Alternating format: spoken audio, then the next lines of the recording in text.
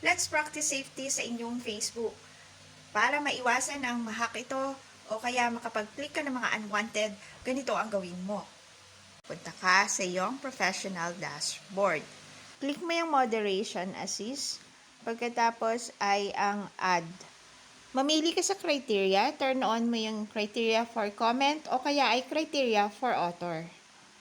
Yung Facebook na walang friends or followers, medyo kaduda-duda kaya naka-automatic naka-add yan. Tapos yung link in comment, kadalasan sa mga link ay mayroong spam or hack.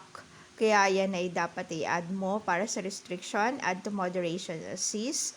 And then, sumunod na criteria na pinili ko ay ang profanity. Ito yung mga nambabasto sa comments o yung nagbibigay ng mga di kaaya-ayang comments. Add natin sa moderation. Pagkatapos pati ang mga naglalagay ng video link. Kasi hindi nga natin alam ko ang mga link ay safe. So add natin yan.